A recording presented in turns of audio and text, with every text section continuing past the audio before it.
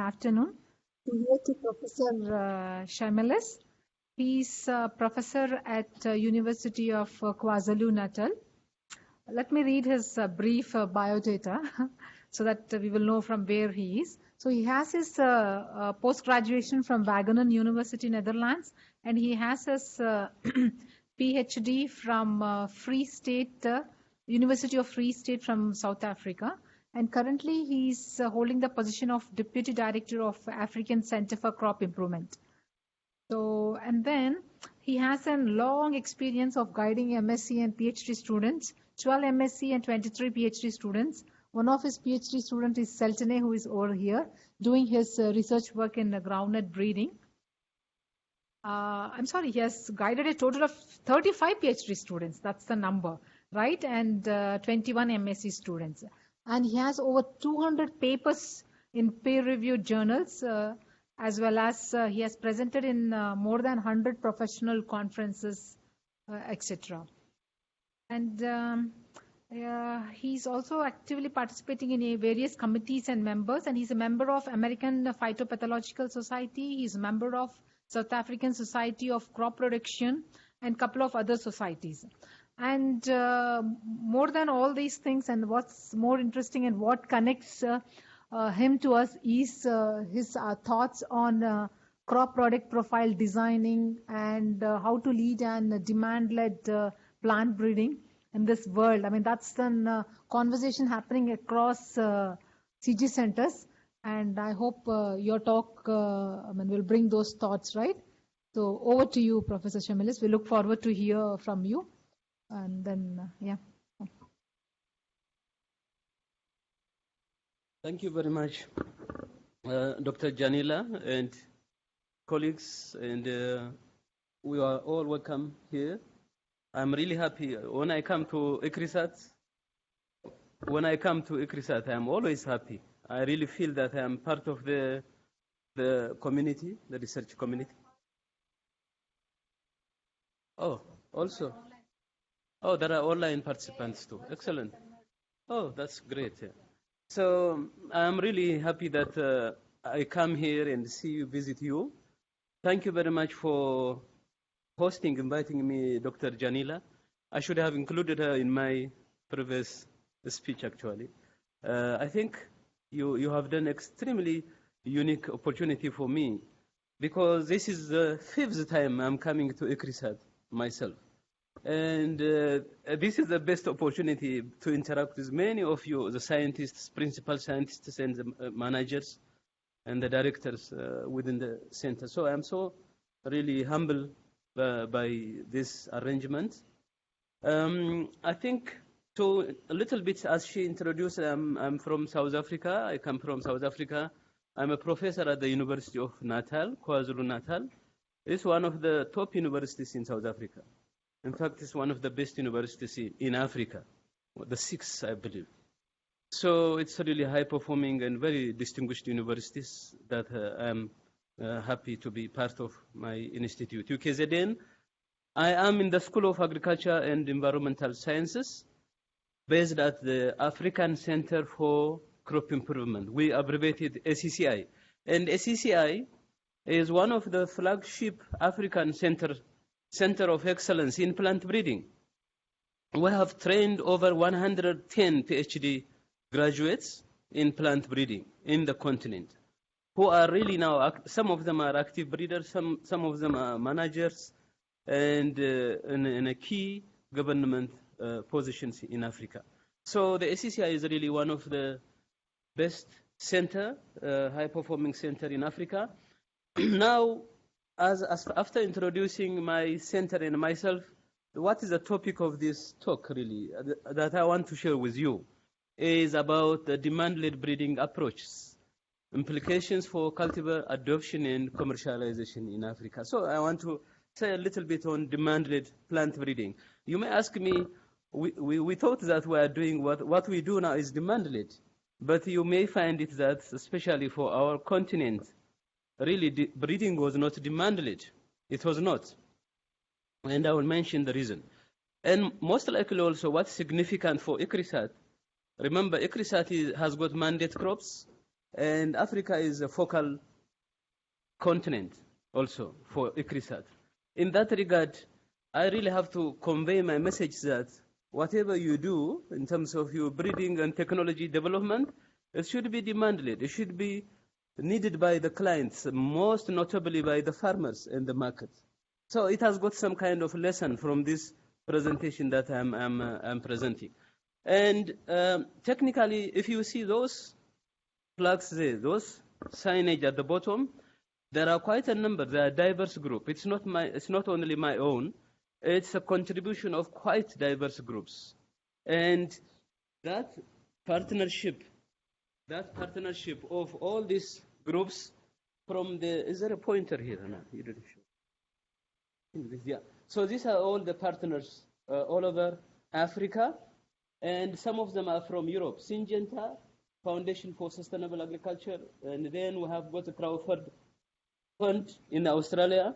We have got the Australian government, the ACIAR, and we have got the University of Queensland, Forum, CGIAR centers actually. I think someone should be also from ICRISAT, I believe, but we have not really named them by name, but CIAT was actively involved in this program. So it was just a partnership that was more fruitful and collaboration. And then this talk is based on this textbook. There is a book which is published on this presentation, which is about on this presentation. And the book was out at the end of 2017 about demand-led plant breeding. And I could see that I think now ideas are evolving around that, like excellence in plant breeding, and other issues are evolving around that, which makes us very, very happy and pleased that the issue of demand-led plant breeding is coming to picture. And that's the whole point of my talk. So I'll proceed. So what are the highlights? Highlights are that you will see that in Africa, the adoption rate of modern varieties is too low. It's about 35%. In fact, it's less than that, and it's much lower than what is in Asia. In Asia, it's about yes, absolutely. In Asia, it's about only 60%, and in Southern America, it's about 80%. So the adoption rate is very, very low in Africa. So when you ask then, what's the reason why this adoption rate is low? There are quite a number of reasons for that. It means that the varieties have been released out there, but they have not been adopted by the farmers or by the end users, or let's say the clients per se. So that's the main message. Then what can we do now? Then what can we do? Then we have to do this, that plant breeding must be demand-oriented. It should be demand-oriented, such that the education, the plant breeding education, the research and development should emphasize on demand-led approaches. So this is what I am going to present. And then it should be, my role is just to unpack these issues. If I want to give a little bit of background of agriculture in Africa, I'm sure most of you are aware of it through your reading, through your proposals, and so on. In Africa, I think agriculture is changing. There is a change, a landscape change, a big landscape change of agricultural landscape in Africa, that farmers are not necessarily growing for subsistence. They are growing for the market. So you don't assume that they only grow from hand to mouth. That's not the reality. It's changing now. It has changed significantly.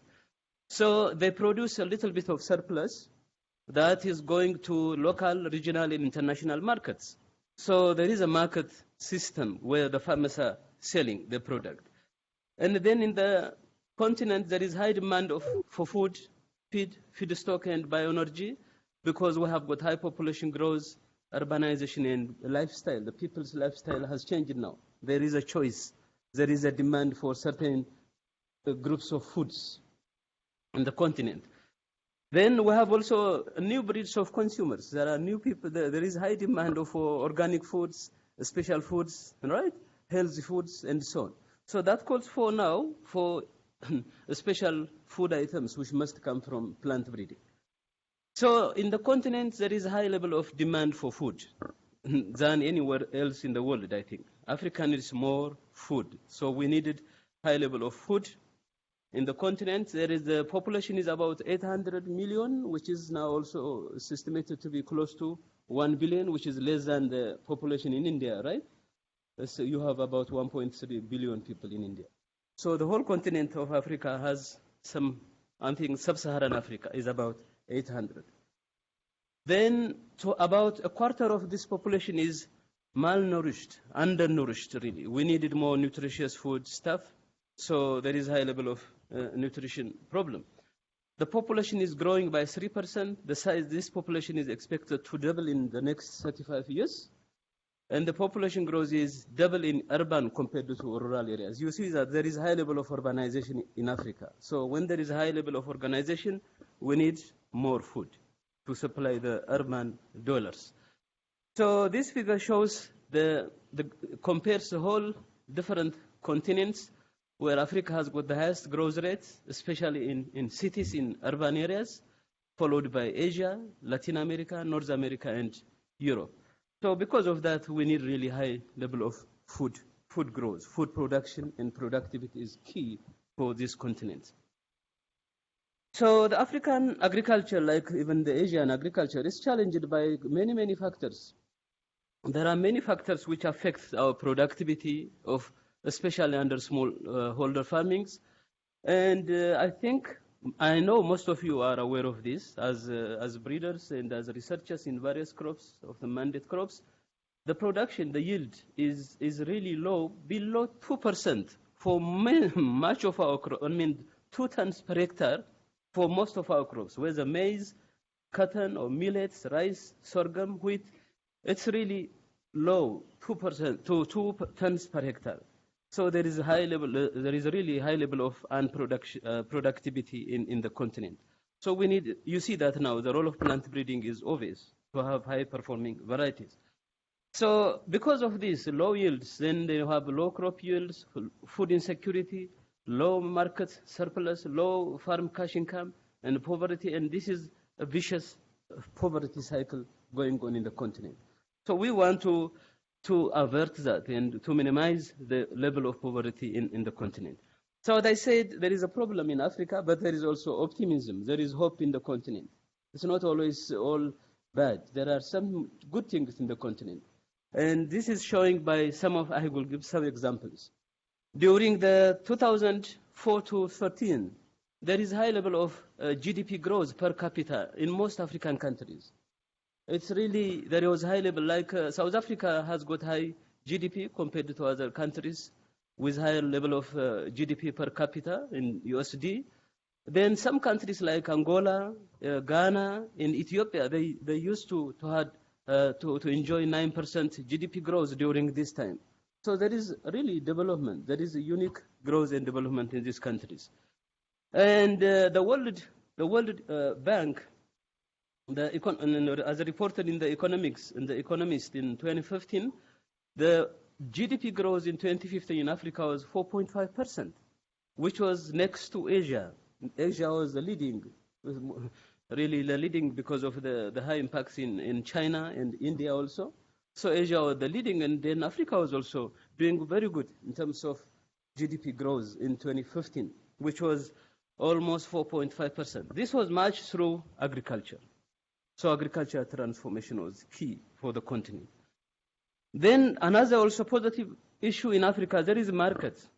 Really, you should explore markets in Africa. I think especially, we have got some people from Asia, including India and China. There is a high level of market in Africa.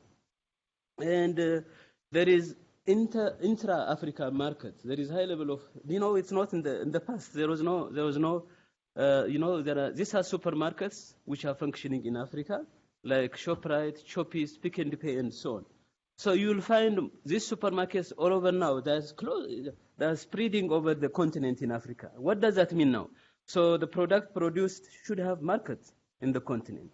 So there is high level of intra-Africa market within the continent, which is positive. Then we have also quite a number of genetic resources, as you are aware. I think we are a center of diversity for many crop species with diverse genotypes. We have got some orphan crops, which is registered under the African Orphan Crops Consortium. Then I think in addition, we have got many of our crops are now being sequenced, which will be excellent. It was sequenced for genomic assisted selection or genomic selection as such. So these are some positive aspects that are existing for the continent. What can best work for Africa? What can the best for Africa? I am sure all of you agree that plant breeding or crop genetic improvement is the number one. Don't you think so? Plant breeding can do the magic for transforming agriculture in Africa. And in fact, together with all these attributes, crop management, which means agronomic management, biotechnology, markets, public infrastructure, reduce rural vulnerability, policy issue, institutional markets, consumer demand, creating consumer demands, and then identifying the social, technological, economic, environmental, political factors, which is through STEP analysis. They are called STEP analysis. So these ones contribute towards agricultural transformation. So plant breeding is really the leading in terms of contributing to transforming to agriculture in Africa. But if plant breeding isn't useful or very important to transform, does that doing the real job in Africa? And that's now the next question to ask and to answer. So what is the level of adoption? Adoption of modern varieties of food crops in sub-Saharan Africa. Next, I will present some findings from the work of, maybe some of you know the Walker and others, Walker et al. In 2014. They had a project on DIVA. It's shortly known as a DIVA project, which is the diffusion and impact of improved varieties in Africa, the DIVA project. It was commissioned by Gates Foundation. It was financed by the Gates Foundation. And maybe, I don't know, some of your staff members from ICRISAT could be part of that study, I believe. Ashoka, you are aware of that, I think. Yeah, so they are part of this study. And then what they did was, they studied across 30 countries in Africa. This one, the one which are shaded. And they included about 20 crops in Africa. And in those crops, there were about 1,150 varieties included in those crops. So the conclusion from the study was that the adoption rate of modern varieties in Africa is less than 35%. Less than, shockingly, 35%, which is really low, is that not? Which is really low. And they did that by supporting this data. So they listed the crop. I'm sure you will find your crop here. Some of them like pigeon pea and I think groundnut are listed here. So what they did, they listed the crop, and then these are the surveyed countries, surveyed like 14, 11, and so on. Then they measured the total area of these countries, and how much of that area in hectare was cultivated, adopted by modern varieties. So the ratio of this to this is a percentage of modern varieties, adoption of modern varieties. So you can see that some of them have got very good high level of adoption, like soybean, maize in West and Central Africa, and wheat, pigeon pea. Maybe you know there are 3 countries. I'm sure you know these 3 countries. Is that not? Malawi, Kenya, and Tanzania. So these are the 3 countries. And then if you see for pigeon pea, there is a relatively better adoption rate. I'm sure you will know the answer. Is that not? Because there are modern varieties for pigeon pea, which are the product of ICRISAT. Most of them are ICRISAT materials. So there is a good level of adoption in some crops, but some of them have got very poor adoption. So if you take the mean of these, the mean of all these, it will be about 35% that I was talking about. So this is the data from Walker and others in the DIVA project in 2014. Am I fast or is it okay? Is it all right? Okay. So what makes adoption rate low?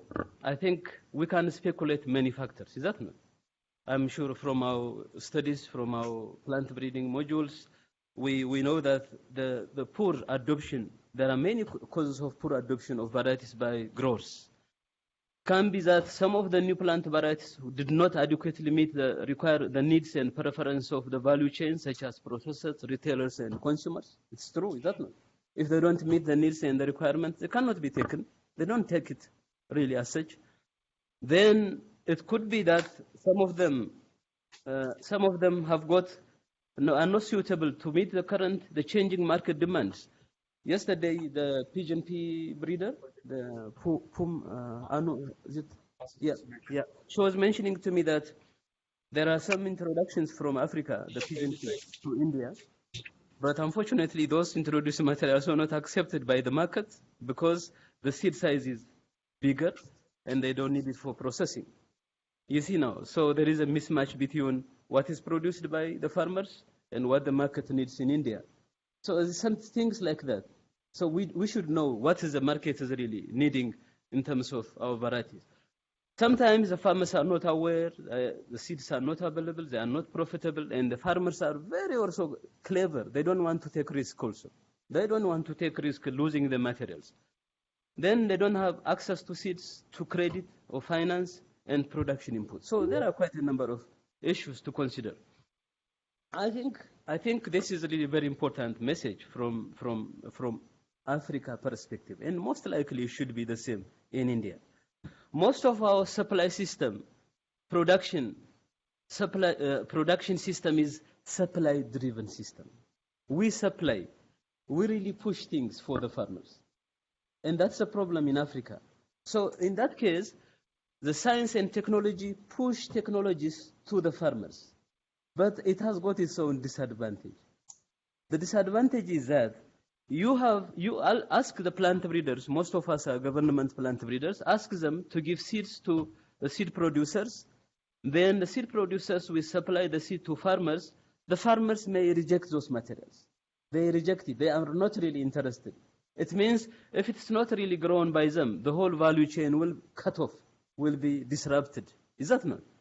So if you push it that way, and then it goes from breeders, seed producers, farmers, or consumers, it should have go to traders or wholesalers, the market retailers, and finally consumers. If this smoothly goes on, it's fine.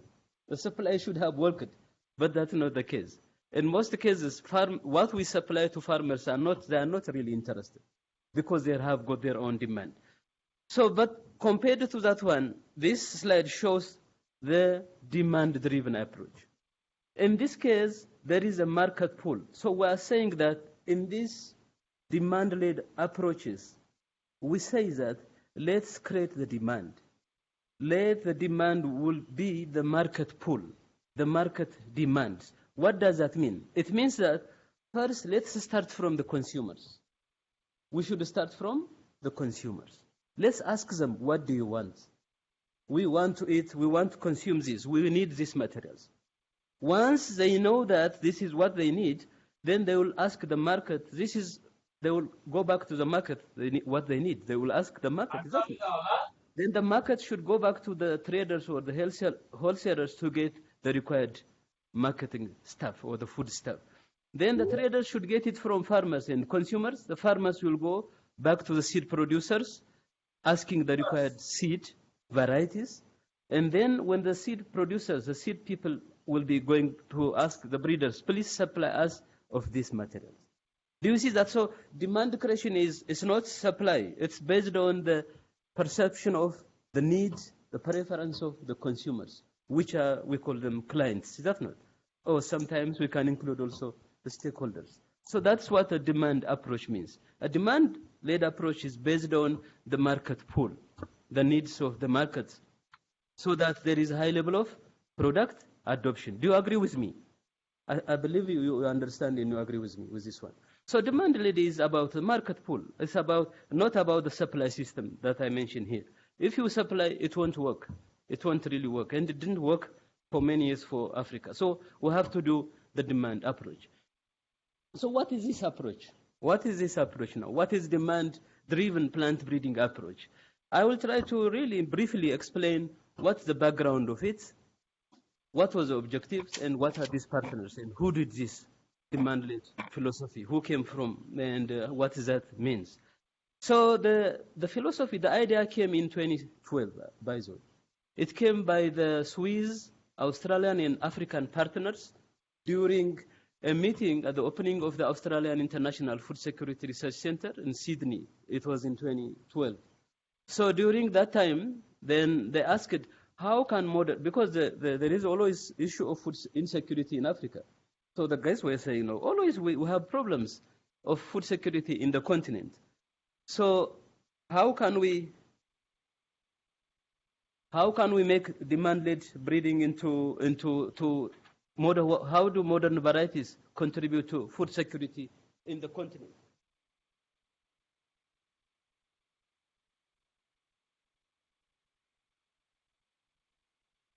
And then they come up with a project.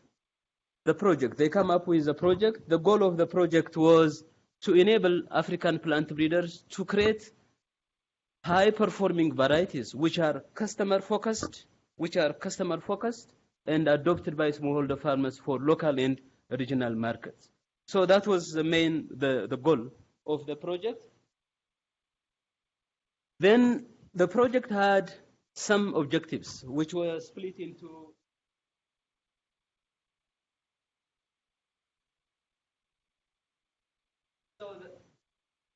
So then we had the educational component.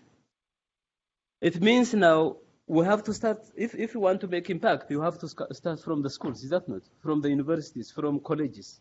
So we said we should teach really our students, the young people, that the education of plant breeding should be demand-oriented. So the idea was now we have to strengthen the postgraduate education, mainly postgraduate education and professional development training for plant breeders on demand variety design using best practices from public and private sectors. We say now we should marry both the public and private sector. So teach them what demand-led plant breeding is.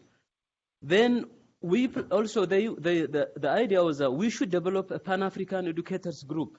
We have got the educators group now, demand-led plant breeders group. We have full-fledged demand-led breeders group now in Africa. And through this program, so far, we have trained about 400 alumni. We have graduated 400, which was really well received, very inspired by this program at all. Because we have, as you know, I think in most our education and most of our curriculum, we have never been taught of the business of plant breeding. Never really. I don't know whether you have done it in India. Never. We have been taught always hardcore science, hardcore plant breeding, crossing, population genetics, quantitative genetics, you name it. So we have never been taught of that. I studied myself in the Netherlands, Dr. Janila said. I was bombarded with many quantitative analysis. We are very good in those areas, not really on the business of plant breeding. I didn't have any dream that one day I can be a good breeder selling my own seed varieties of improved varieties of African crops. Never really. So we say really, this is really important for the continent at large, and in fact for other places where, like in your case. Then the second one is how do we develop varieties like ICRISAT is doing? We need to have, when you design your varieties, let it be demand-led. Use state-of-the-art knowledge, methodologies, and tools in order to develop high-performing varieties. So how do you do that? Through what tools and practices? The third one is policy. We also believed that even if we praise, we preach it now and then, if the policymakers are not listening, it's useless. So we have to influence the policymakers so that they have got some ideas about demand-led breeding and they make some investments in plant breeding program. So the idea was now to sensitize or to teach all of them involved in education, variety design development, and policy issues. So this book, the book I was mentioning, is about that. It's about the whole issue. So which were the partners? The partners were so diverse, as I indicated before, and it included Syngenta Foundation, the Crawford Fund, the Australia ACIR, University of Queensland. By the way, this all activity was through the funds received from them. So that was also valuable for us. If it was not for those funds, very good, useful funds, we couldn't be successful as such. So we really thank them now and then for coming with this. Then, as myself, where the ACCI, my center, And as the West African Center, the Bioscience in Beka, I'm sure some of you might have heard it, Beka, University of Nairobi, and other partners. So it was a very big group actually initially. Initially it was a heavy group. But later on, some of them withdrew, and some of us left behind. And in the end, I think it worked. It was really worth waiting for. So what is the principle of demand-led breeding? What are the principles? Just in a short minutes. Demand-led breeding is about producing high-performing and quality crop varieties that meet customer requirements at market demand. I'm sure we agree on that. It's about high-performing with quality traits which are meet customer requirements and market demand. Then it's based on 6 principles. There are 6 core principles of demand-led breeding. Client preference. You should always work for the clients. You should know what the clients are, who are these, what do they need. You should know the clients. The value chain, do you know the value chain of your crop? It's very important. You should know from production to consumption. From production to consumption. Once we know that, we really know for whom we are breeding. It's not, so you should know the value chains of your crops. That's important. For any crop for that matter. Then we have the market research. We say market research. The market is very important. And I think what we are poor in plant breeding is that we don't do market research. Mostly we don't do that. It should be done by social economists for us, but we have never considered market research. Why we research the market? Because the market is the end product to sell, is that not? So we should have a timely, updated market research. Then we should know the market trends and drivers. What are the trends in 5 years' time for groundnuts, in 10 years' time? And what are the drivers for the demand of that kind of variety for groundnut or pigeon pea for that matter? So we should know those factors which affect the trends and the drivers. Integration. When you say integration, we should learn the best practices from public and private. That is called integration. We must integrate. And I think some of your colleagues from EIB and also somehow also Jan, he was talking about to me, we know about the demand-led because we worked in the public sector, so on. But most of us, I think in Africa, we are public institutes. We have never been into the business. So no one taught us how to do things like the private sectors. So we are learning that and adapting, which is a good thing for us, is that not? Because the whole idea is now to make it, then we have to learn. You have to learn so that it should be understood by also us to make the business of plant breeding. So that our varieties are adopted and used by the farmers, right? We should make benefit out of what we do based on our resources. So that's what we are trying to do. Then multidisciplinary. I really enjoy when I come visit CRISAT, I know that you are highly multidisciplinary center, and that is appreciated because all of the genomics guys, the phenotype, the conventional guys, the agribusiness, everyone should be together so that all facets of the varieties are included when we release them. So now let me talk about a little bit of the education component, the module, so that when you read this book, if you read this book, you will really understand the message in very few minutes. So the education component has got the following modules. Well, before I describe that, I will explain how we developed it, how this textbook was developed. I think the idea came, as I said, and we started our work in 2014, some 3-4 years ago, right? We started the meeting in Kenya, Nairobi, and we involved quite a number of meetings. It's not one, I think maybe 3 or 4 meetings, so that we had to develop the module, the curriculum for demand-led plant breeding. Then we also had another rounds of discussion, the module development in Ghana, West Africa. It was in 2015. So that was followed up by beta testing. We tested the module with breeders, with plant breeders in the CG, in the public sector, and also academic plant breeders from higher education systems in Africa. So that was done in early 2015, and I said, this is really perfect. Please call us for workshops. Teach us, really. This is really important. So that was then the history of the module development. Then we developed these modules. This book or the modules have got 7 units. And these units are the principles of demand-led breeding. I think those aspects that I mentioned, I will also touch a little bit about it. Visioning and foresight. When you breeding goals, when you design the breeding goals, how do you vision it? How do you foresight? So there are some tools for us to foresight and vision. So that unit is about all aspects.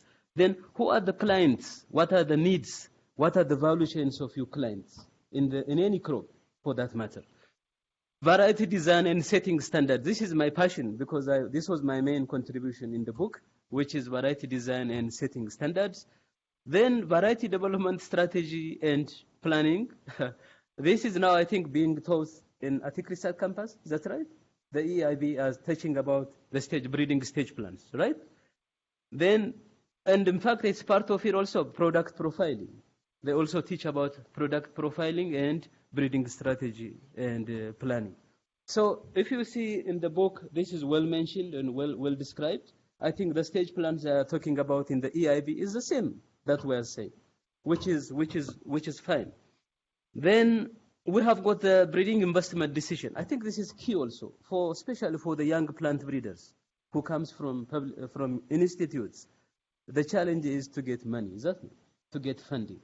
So here, what we do was, how can we really let them know aspects which are important to make cases, investment cases for the plant breeders to attract funding. So it's mentioned in this unit. Then we included monitoring, evaluation, and learning. I think Dr. Janila was mentioning about MEL. This is precisely what we do. In our variety design and development, we should include monitoring and evaluation for learning. For learning and to upgrade your varieties. When they are obsolete, when they are rejected by the farmers, don't leave them out like that.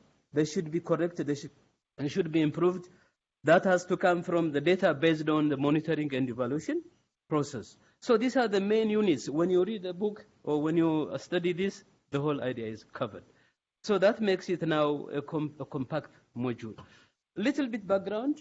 When you say the principles of demand-led breeding, it's about what are the approaches, what is demand-led breeding, what innovation system it uses, right? And what are the value chains? What will be the role of the breeder? I think now, by even listening to me, you can tell me about the role of the breeder. Is it simple or more complicated in this stage? What do you think? It's difficult, is that not? It will be difficult by the breeder because the breeder is going to face now with many partners, right? In the value chain, you should be dealing with many partners from production, as I said, to consumption in the value chain. So the breeder should be a key person integrating all stakeholders. You must have the power to integrate those. So the role of the breeder is not to make crosses in selection. It shouldn't be like that. It should be to integrate all the role players in the breeding, in the component, and the value chains. So I'm sure some of you might have asked that, what is the difference between DLB, which is demand-led breeding, and the farmer participatory breeding? Are they similar or different? Clearly, they are not the same, is that not? There is similarity. The similarity is in both ways. You have to supply farmers improved varieties, is that not? Both of them are doing. But participatory plant breeding, participatory breeding, or farmer participatory breeding is based on a limited number of farmers, is that not? You should have only a focused group of farmers. But demand-led breeding is a whole region, and in fact, it looks also global thinking, because if you are thinking of the market, you cannot think only at a farmer's level. You should think of the country, the region, or a global thinking. So there is a high level of difference between the two. Then there are some risks and benefits. And as I said, one of the risks is that you should involve many actors, many players. Then to integrate them is one of the risks. But the benefit is that, what is the benefit? Is higher adoption of our varieties. They can serve the market needs and requirements. Then the visioning and foresight. Visioning and foresight for setting breeding goals. What aspects we have to know? You should know the challenges facing the African agriculture or Indian agriculture, right? So then we need to know the challenges. That's very important. Then what are the tools? Visioning of Foresight to set breeding goals, to meet market consumer demands, and the steep analysis, as I mentioned it earlier, the steep analysis, is very important. I am almost finishing.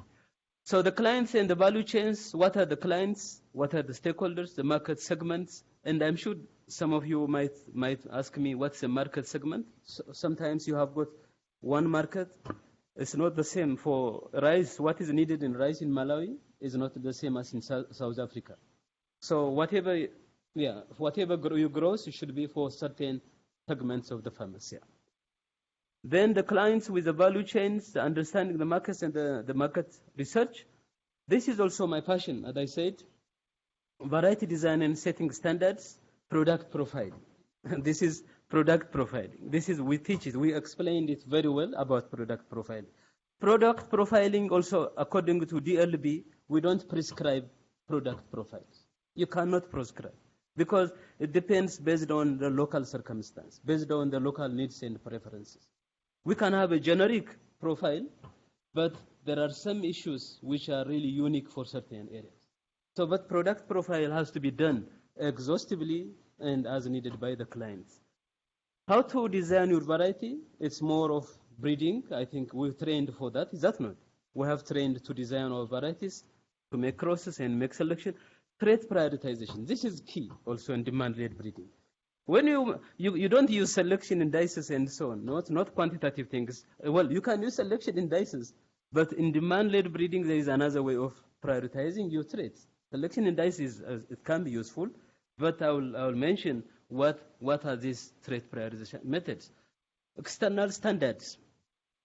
I think one of the areas when you set standards is that who are the registration agents? What are the guidelines? What are the procedures? Do you know them now? Or do you want to know them when you want to release only your variety? It should be now. When you design your varieties, you should know who influences the release and adoption of your varieties. That's what the external standards. Then we have got translating profiles to breeding objectives. So,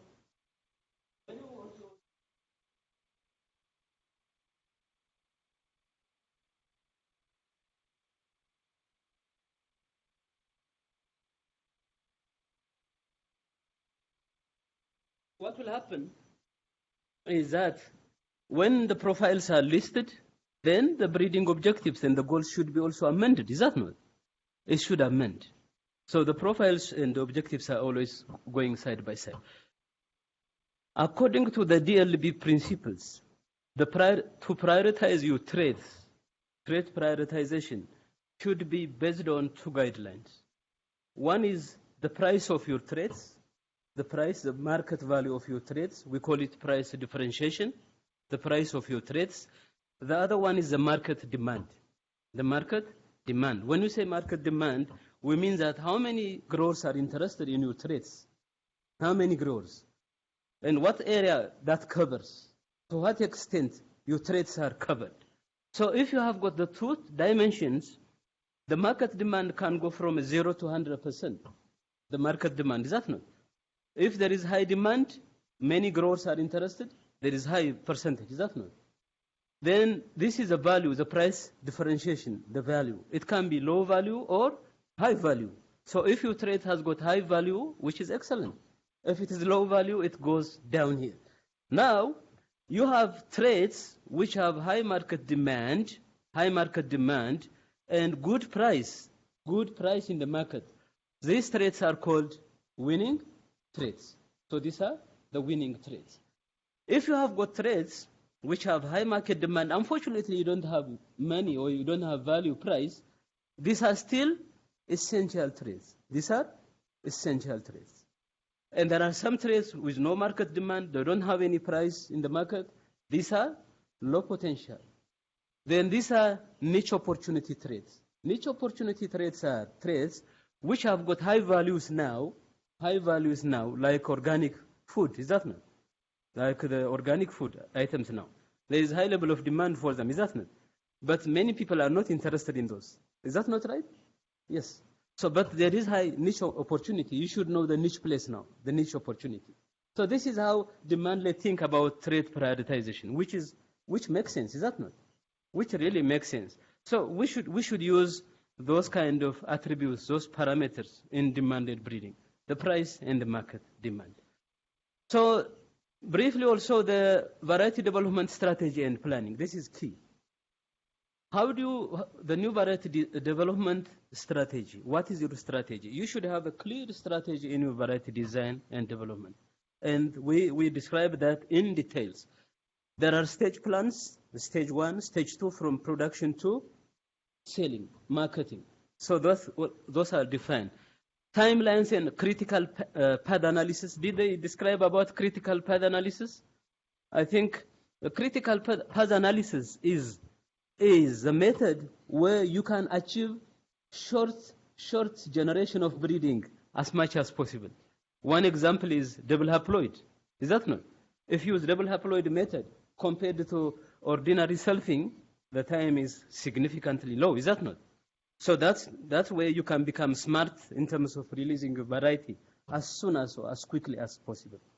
So that's part of the critical time and the critical path analysis. Variety registration, I think most of you are aware. Investment decision. What are the benefits of your breeding? Who is benefiting from that? And can you make investment cases?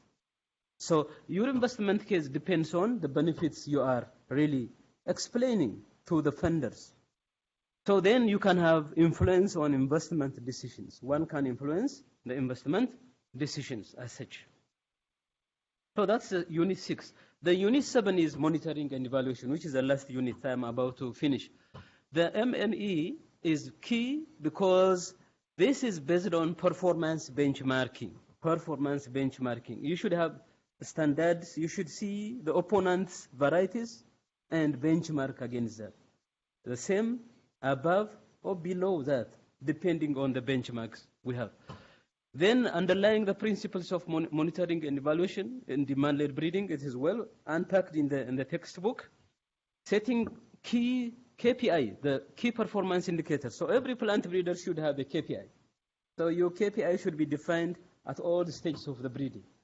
So once that's known, it's really clear. Plant breed also demand-led breeding use the SMART characteristics. It has got SMART characteristics. So anything we do should be specific, should be measurable, achievable, relevant, and time-related. So plant breeding also, demand-led breeding uses SMART characteristics. Varietal adoption and performance tracking, this is key also in how do you track your varieties. It's once released, do you leave it as it is? No, it should be tracked. So in Africa now, even they use the barcode systems in some places where they can track the varieties, where they are grown and by whom they are grown. They try to do those areas. So you have to do that. Why you track? Because if there is some deficiency, right, you will be called names, unnecessary things. So you should have the trust of releasing your varieties. Then in the end is to have some learning and communication skill. So who will be the audience of this demand-led breeding? As I mentioned earlier, it can be postgraduate plant. Really, we prescribe for postgraduate students. So we included in our teachings now in advanced plant breeding, right? Advanced plant breeding or principles of plant breeding. We will have a week scheduled, slotted to teach demand-led plant breeding.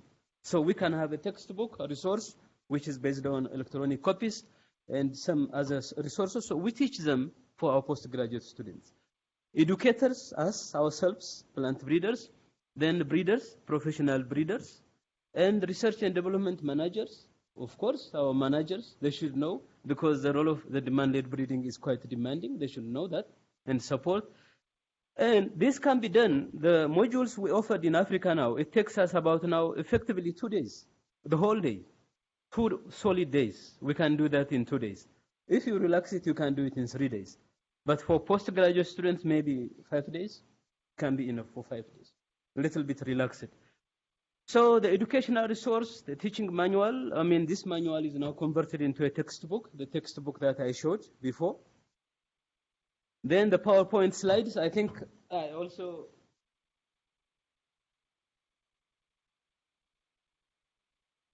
I kept a copy of the book. I gave it to to Dr. Janila. I have given her one copy to put it in the library of Fikrisat.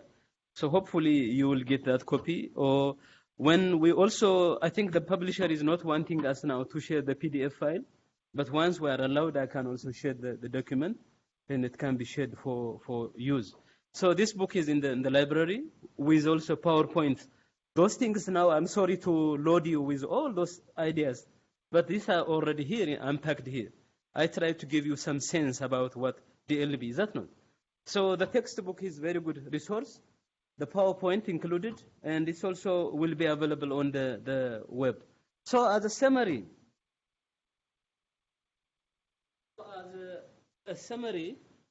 we say that demand-led plant breeding approach must involve the stakeholder involvement. We should involve the stakeholders. We should consult them. They should be part of our breeding. They shouldn't be checked. Sorry, they shouldn't be. So they shouldn't be done towards the end of the breeding process. So the cultivar design, development, commercialization, I think it's okay. I did the mic? All right. So the cultivar design, development, commercialization is a very complicated process. It's very expensive. Plant breeding is more expensive. So we should involve our stakeholders. We should involve our stakeholders in our cultivar design, development, and commercialization. And I think, I'm a little bit biased because I came from higher education, is that not? From a university. But we really emphasize that we need to do our teaching. Our curriculum in plant breeding should be in such a way that it should integrate demand-led breeding. It should bring the business of plant breeding into picture. So I think this is what I can summarize in this short period of time. As I said, this is the contribution was the whole group of many institutes across Africa and also internationally. So thank you very much for listening to me. If you have any questions, I'm very, very happy to answer or to also collaborate with you in the future. Yeah, thanks a lot. Okay.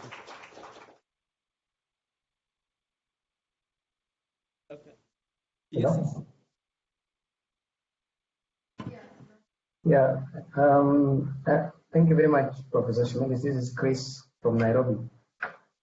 I have a question that I think I'm seeking clarification on. Thanks, sir. In your introductory slides, you almost generalized that the reason why varieties are not adopted is because I would say they are bad varieties, so to say. They're not adopted, they're not market or demanded in the market. The breeding was not demand-led. Actually, your strong statement was African breeding is not demand-led. That was very strong. And if you go to the slide where you're giving reasons for limited adoption. Yes. Yeah. Yes, it's true. True.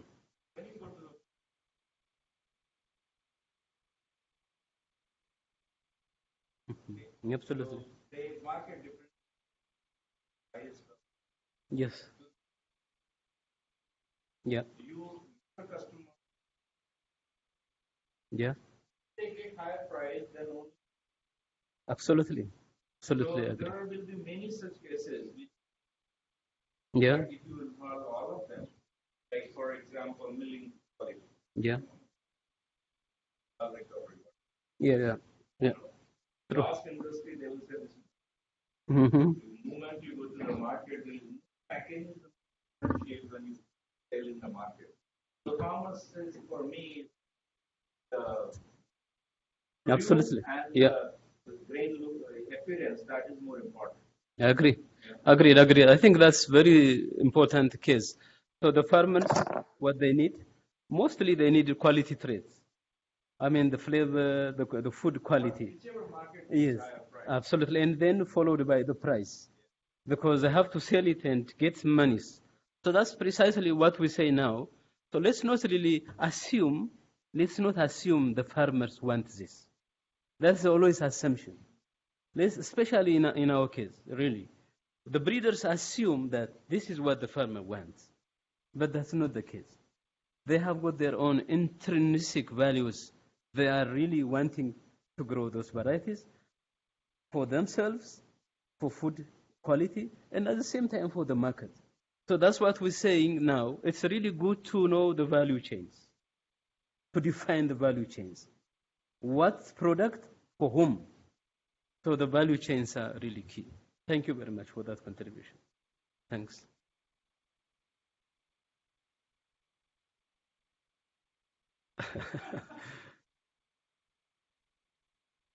Thank you. Thank you. Thanks. Okay, thanks very much. Yes. Yeah. Yeah. Excellent. Yeah. Mm-hmm.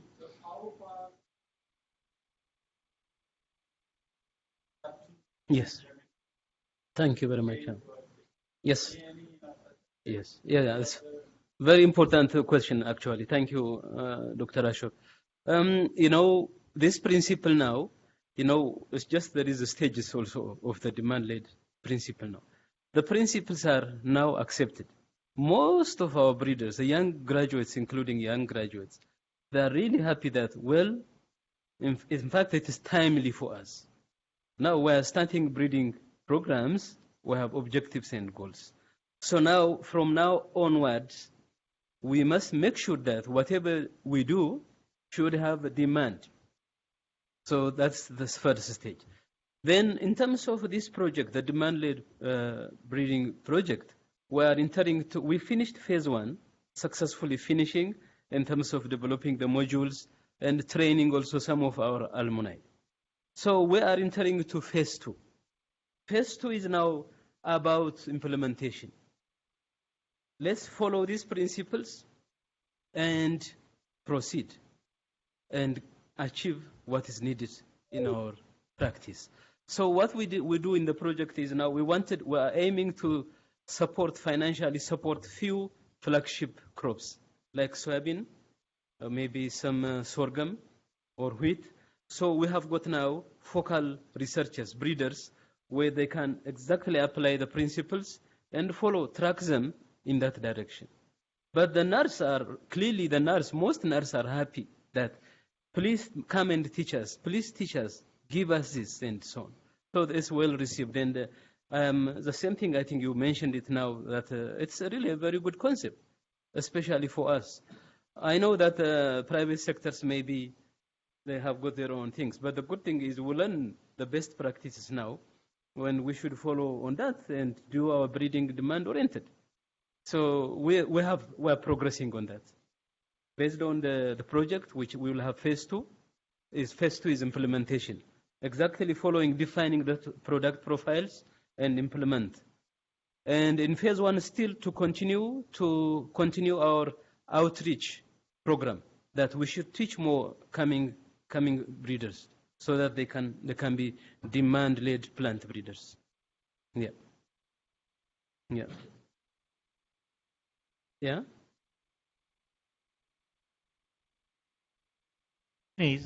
Chris. Chris from African locations. Oh, Chris Ojong, that's my friend. Yeah.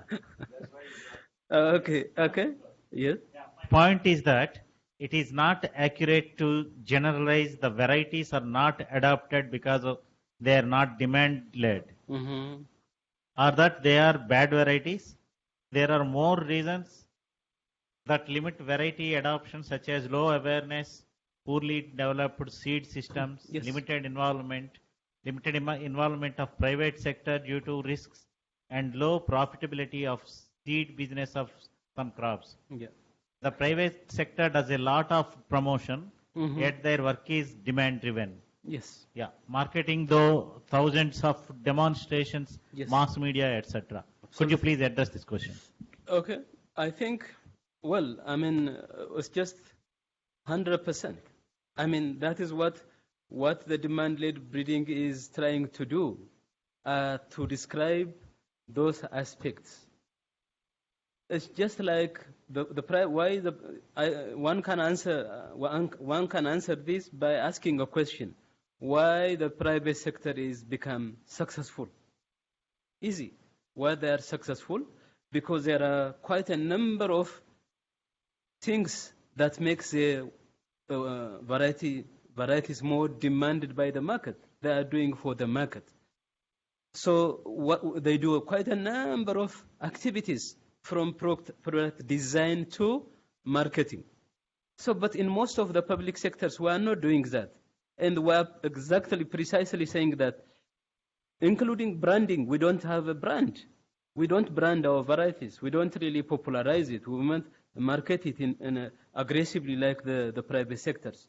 So those components are also included in the demand-led breeding. So the demand-led breeding teaches also aspects which are useful for wide level of adoption, just learning from the private sectors. So those aspects that Chris mentioned are taken care of in this module. They are taken care of in the module. Yeah. Yes? Thank you. Yes?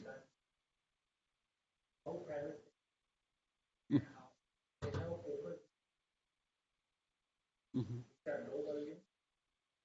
Yes. They have never succeeded in those crops. Then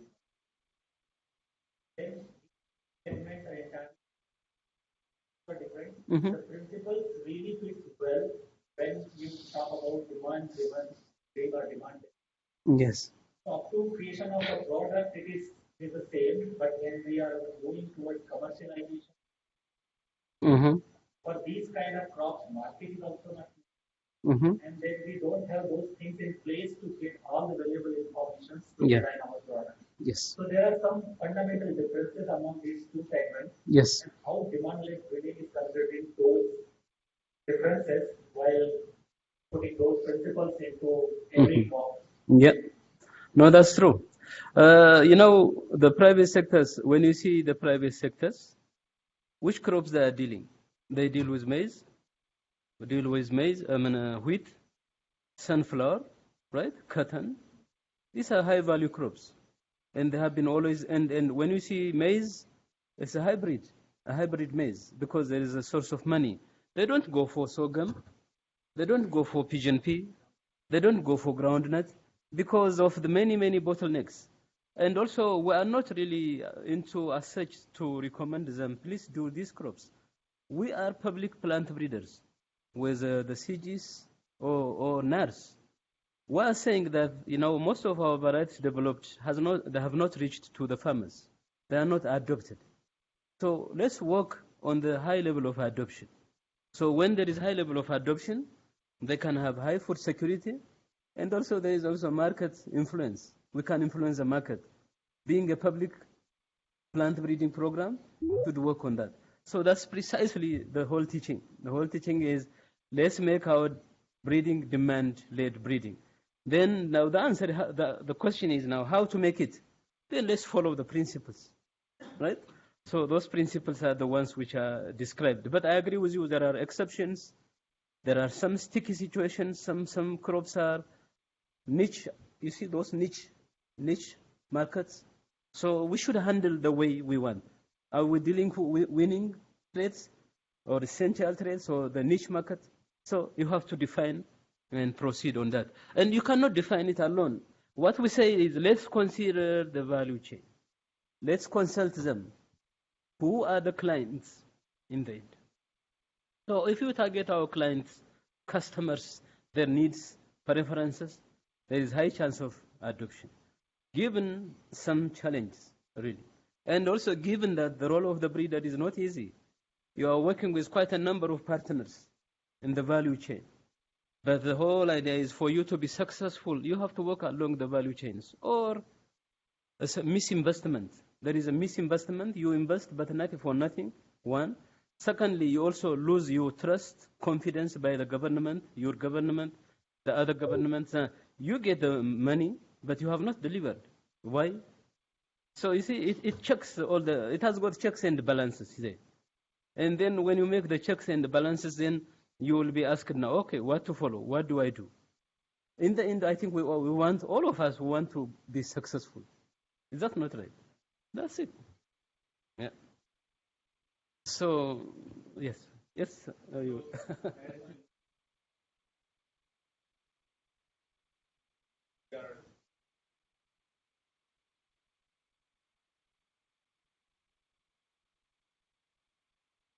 Mhm. Mhm. Yeah. Yes, precisely. Precisely. Thank you. Yes.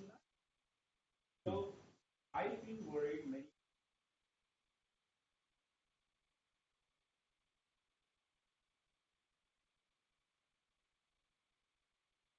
Mm-hmm.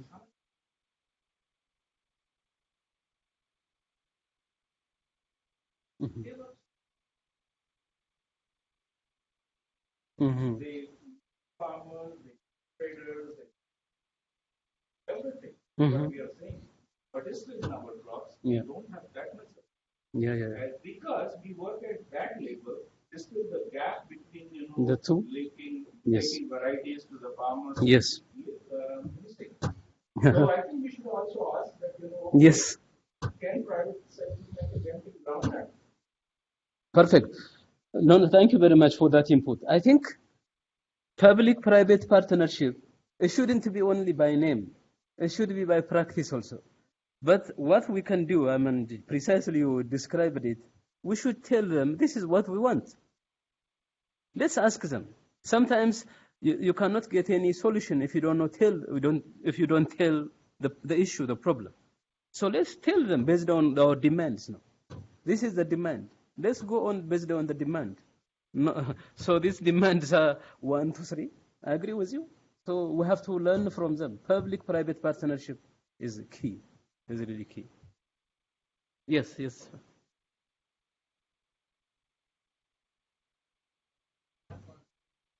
All right.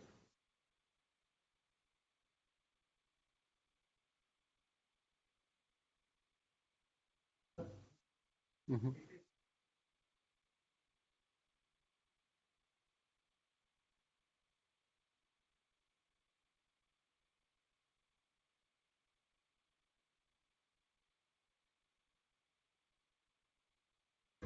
Mm-hmm.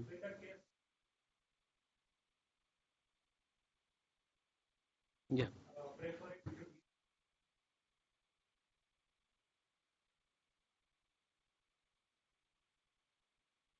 Yeah. Yeah. Mm-hmm.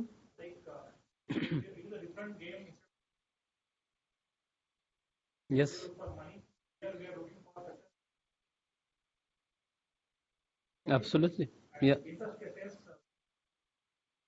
Okay. Thank you very much. Really, you pointed out some issues, and in demand-led plant breeding, I think the value is market research. Really, market research, and the market research is not one-off activity. Actually, you should do it every stage of your breeding, from choosing your parents to you making your selections and advancing your breeding materials up to those breeding stage plans. Market research is very important. And breeders shouldn't do market research. We don't have to do. That should be done by socio-economists. Or I think there are some groups who are specialized in doing those kind of research. So they have to give us timely what is the need and preference in those communities or agroecologies. And then let's use that as our breeding objectives, goals, at the same time product profiling. Then ultimately, and also as I said, and these things are always changing, by the way. These are trends. You see that drivers and trends. These are trends we have to follow in order that we cannot be stagnant there. Otherwise, you can be stagnant. At the end of the day, you cannot release a variety, which is not accepted. So it has to be dynamic. It has to be evolving. And that market research is the way forward. So market research, market segments are really key in demand-led breeding. So essentially what will happen now? I mean, when you think of the demand-led approach, it really makes you as a plant breeder, how can I become a successful, a full-fledged plant breeder with a business interest? If you want to have a seed company, right? A seed company of your own as a plant breeder, then these are the elements you should consider to be successful. If you can be in a private, your own private practice, I think that's not. So let's really consider it that way on a big scale, on a large scale. Even if we are in the public sector programs, as also alluded by the doctor, I think we need to consider the situations which are changing, evolving in our systems. So let's focus on the demands of the clients as such. Yeah.